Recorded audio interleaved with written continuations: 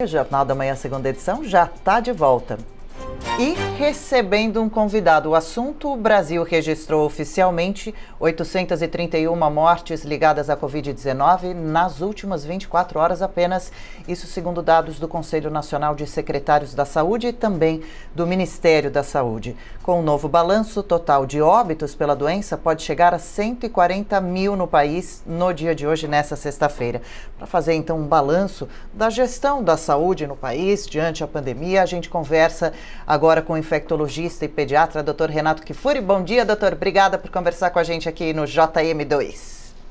Obrigado, Adriana. Foi um prazer estar com vocês aqui. Prazer sempre nosso. Doutor, vamos dar uma analisada então, já que a gente deve bater essa infeliz marca hoje. Por exemplo, qual o perfil da maioria das vítimas fatais da doença e qual o grau da preocupação ainda que devemos ter com o coronavírus hoje, praticamente 7 meses passados já da descoberta da doença, da chegada da doença no Brasil?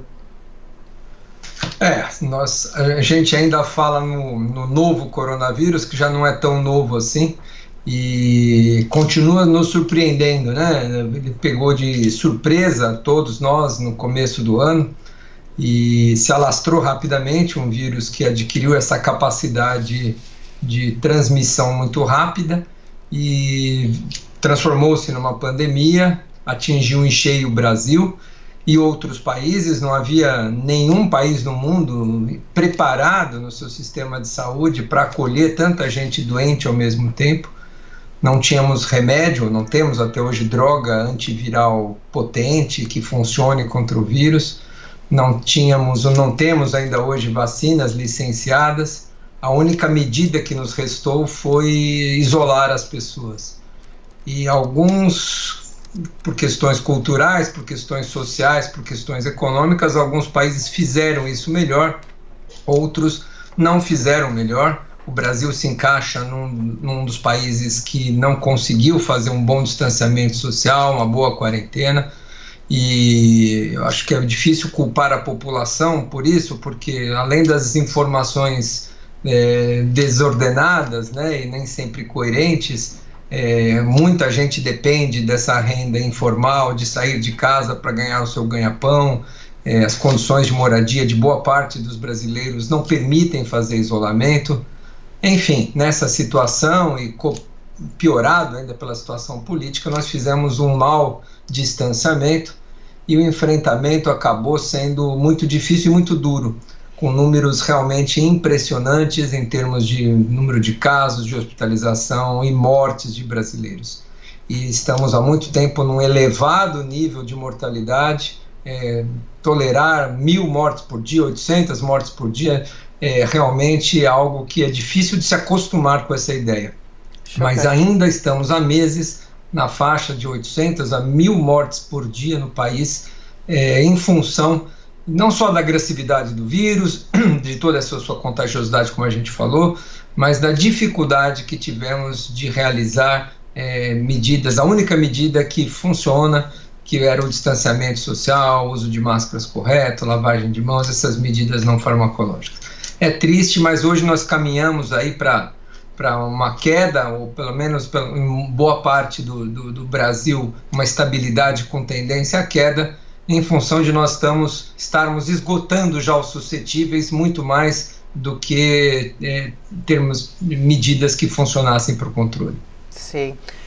Pois é, o que mostra para a gente que a pandemia continua, né, que a doença ainda não está controlada e que as poucas medidas de segurança, de higiene, de prevenção à doença que a gente conhece, graças à medicina, a gente deve seguir, né, aplicando no nosso dia a dia sem diminuir a intensidade desses cuidados ainda, né? Outro dia, nesses últimos dias, a gente conversava, doutor, aqui também sobre vacinas, doenças controladas, algumas erradicadas, algumas que podem voltar a circular entre a população. O coronavírus passa a entrar para sempre na lista dessas doenças que devem ser controladas no nosso país? Essa é uma pergunta difícil, Adriana, cuja qual nós não temos uma resposta definitiva, né? Que comportamento terá esse coronavírus após a pandemia, né? Porque a pandemia cessa, vamos dizer assim, quando a imunidade populacional é atingida, seja às custas de da população infectada, seja às custas de uso de vacinas que estão para chegar, ou da combinação de ambas, né? Parte da população imunizada naturalmente pela infecção, outra parte imunizada artificialmente pela vacina. E com isso, quando o vírus não encontra tantos suscetíveis, né, tanta gente, vamos dizer, que são vulnerável a adquirir a doença, ele interrompe a sua cadeia de transmissão e a doença e a pandemia acaba cessando e o vírus acaba cometendo pessoas ocasionalmente, não de forma pandêmica, epidêmica, com tantos números de casos, mas de forma que nós chamamos endêmica. Vira uma doença que pode acontecer com qualquer um, não numa frequência, numa incidência muito alta, mas esporadicamente com casos ocorrendo. Essa é a tendência, mas nós não sabemos com que magnitude esse coronavírus circulará entre nós. A grande maioria dos especialistas entende que não é um vírus que desaparecerá e nós ficaremos livres dele. Nós vamos precisar continuar vacinando, especialmente os vulneráveis, as populações que costumam desenvolver formas mais graves da doença, para que a gente conviva como a gente convive hoje com febre amarela, como a gente convive hoje com dengue, como a gente convive hoje com outras doenças que acometem populações, meningites, eventualmente, e hoje a ferramenta da vacinação vai continuar sendo útil. Essa é a tendência, mas nós vamos ter que esperar para ver que tamanho de problema nós vamos enfrentar no período pós-pandêmico, né? Como é que vai ser o comportamento do coronavírus após a circulação em massa.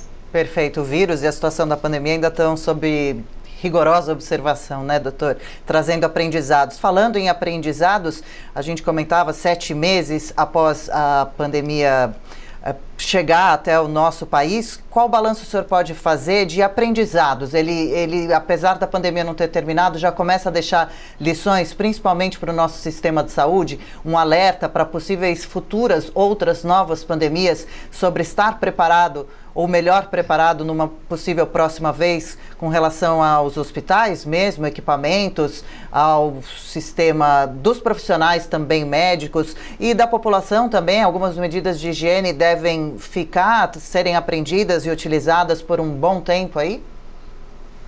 Sem dúvida, Adriano, eu acho que a pandemia deixará alguns legados para o sistema de saúde, para a população, especialmente para a ideia, eu acredito, de cooperação global, né? Eu acho que enquanto nós olharmos só para a saúde do nosso país, esquecermos que algum problema na China, ou no México, ou na América do Norte, ou na Europa, ou na África, qualquer continente, pode nos atingir diretamente.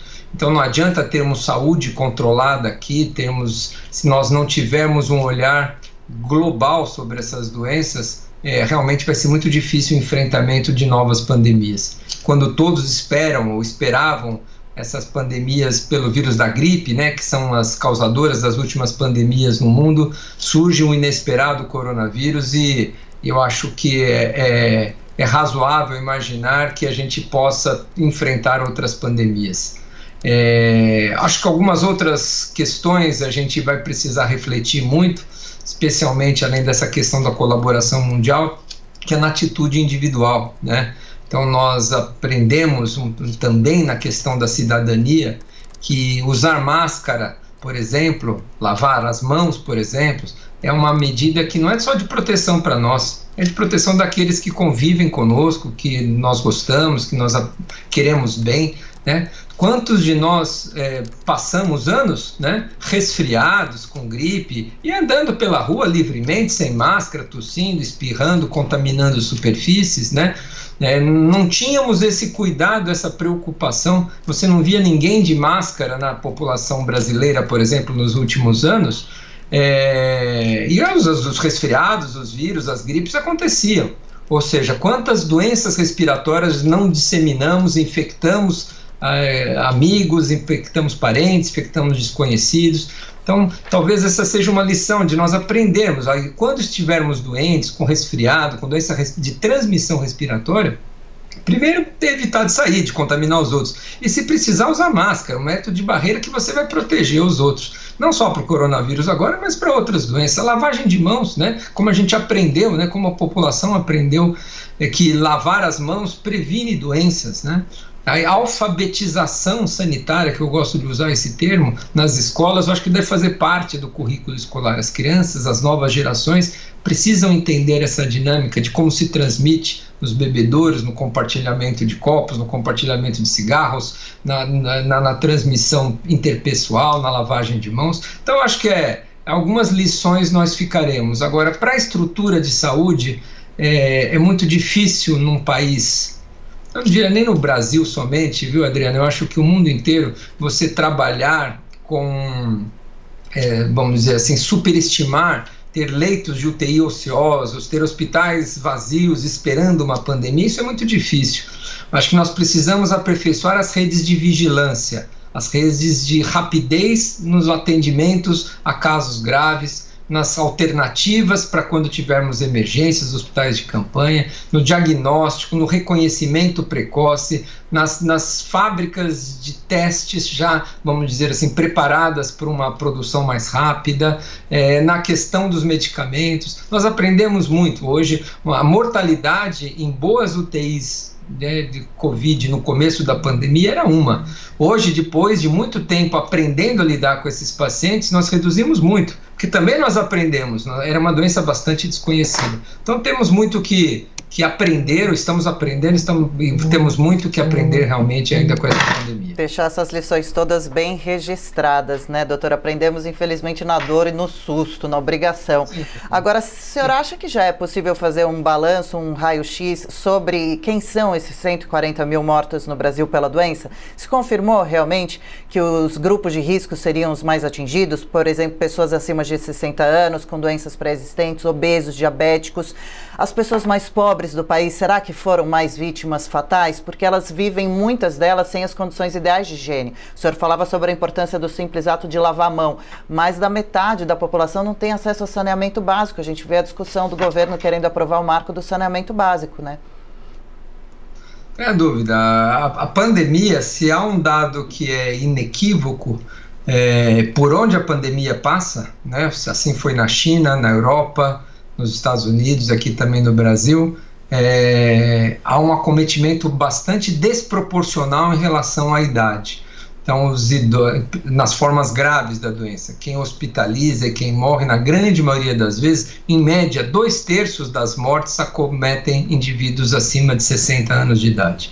E 80% do total, além de idosos, vamos dizer, tem alguma doença crônica, né? Então, as crianças, os adolescentes, os adultos jovens... Claro, quando você tem milhões de mortes, 20% delas são em adultos jovens, isso significa um número bastante grande também de indivíduos sadios e jovens, sem nenhum fator de risco. Mas esses sim são dados que confirmam inequivocamente que esses são os grupos prioritários. Além dos profissionais da saúde, 1 em cada 5 casos confirmados aconteceu no Brasil em profissionais de saúde. Então é bastante gente infectada, ou seja, quem mais se expõe. Agora, essa questão que você tocou no assunto das classes sociais, essa sem dúvida é uma desigualdade social escancarada na nossa sociedade. Infelizmente, outro fator de risco para formas graves da Covid-19 é o CEP do indivíduo, é onde ele mora. Então a doença acomete também, e assim também é nos Estados Unidos, em relação à etnia, se são hispânicos, se são americanos, as classes sociais menos favorecidas, ou seja, aquelas que mais dependem de transporte público, aqueles que mais moram em domicílio populoso, aqueles que mais têm dificuldade de fazer isolamento social, claro que vão se infectar mais, claro que dentre os grupos de risco a porcentagem vai aumentar, então há uma desproporção aqui em São Paulo mesmo, entre diferentes bairros centrais, bairros ricos e bairros de periferia. Então, infelizmente, a pandemia mostra a sua face dura da desigualdade social. É nas escolas públicas que as crianças têm o maior prejuízo, é no transporte público que as pessoas se infectam mais, são nos hospitais públicos, infelizmente, que a gente tem maior mortalidade do que nos hospitais privados também. Então, sem dúvida, é um retrato da desigualdade social no país. Uma pandemia nos mostra de maneira triste o que nós plantamos até hoje, que é tanta desigualdade social no país. Verdade, hein? Bom, o Brasil registra atualmente 139.883 mortes por coronavírus, por isso a gente diz que ainda hoje o número pode chegar a 140 mil mortes. O número de casos de pessoas infectadas passa dos 4.650.000 indivíduos brasileiros. Doutor, obrigada pelo balanço aqui com relação à pandemia, pelas informações todas. Boa sexta-feira e fim de semana para o senhor. Até uma próxima, espero que breve, viu? Seja sempre bem-vindo. Obrigado, Adriano. Um ótimo fim de semana para vocês também. Valeu.